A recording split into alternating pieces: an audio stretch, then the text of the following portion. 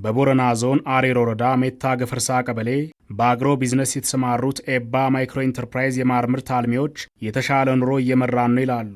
የማህበሩ አባላት ከዚህ ቀደም በባህላዊ ቀፎ ነበር ማር የሚያመርቱት።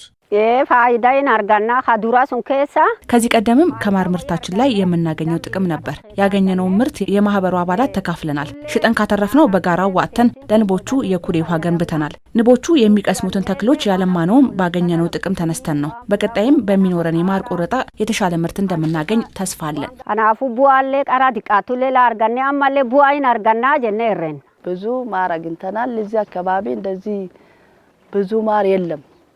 ከገጠር አንዳንድ የሚመጣ ደግሞ በሴቶች እንደዚህ ማር መስራት የለም። በዚህ አካባቢ በሴቶች ምንም ማር የሚሰራ ነገር የለም።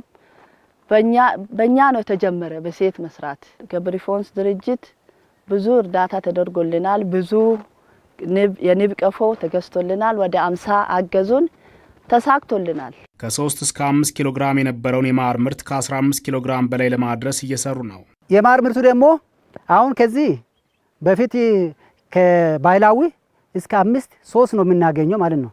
3-5 ኪሎ ማለት ነው።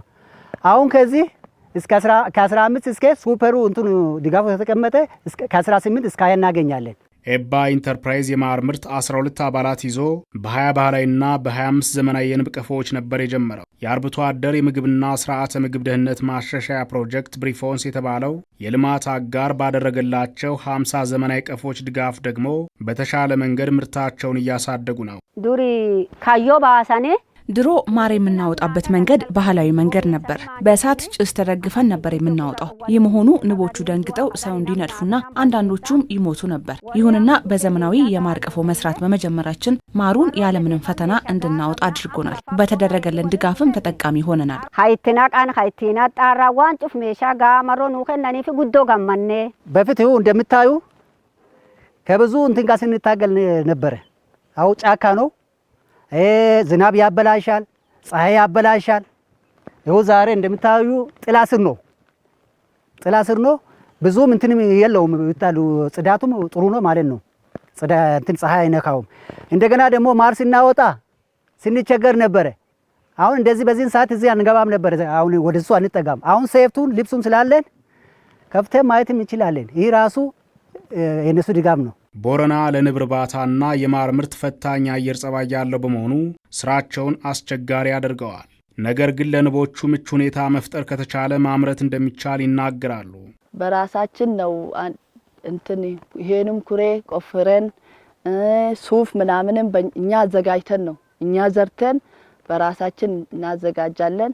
በዝናብ ወቅት ደግሞ በዝናብ ወቅት ብትመጡ ይሄ ግቢ ራሱ በጣም ያምራል። ግን በጣም ፈታኝ ነው። በሪያ ውስጥ መስራት በጣም ፈታኝ ነው። እግዚአብሔርም ረድቶን ደግሞ በዝናብ ጊዜ ብዙ እናገኛለን። እንደ ጉንዳን ያለች ጡጥ ነገር አለች። እሱን የምታስቸግር ማለት ነው። ሱፐርቫይዝ ለማየት ትቸገራለች ከጫካው። አሁን ቤት ውስጥ እዚሁ ነህ። የቱ ቀፎ ነው ንብ ያለውንም እንደዚህ ሲቀመጥ እያንዳንዱ ሱፐርቫይዝ ታደርጋለህ። ጠዋት መጥተህ የቱ አለው እንቅስቃሴው የቱ የለም ያላየውንም እንደዚህ በቀላል ከዚህ እስከዛ ታየዋለህ። በቀጣይ የተሻለ ምርት ለማግኘት ከነሱ የሚጠበቁትን እንደሚያደርጉ ሲያነሱ በሌሎች ዘርፎችም ለመሳተፍ ተዘጋጅተዋል።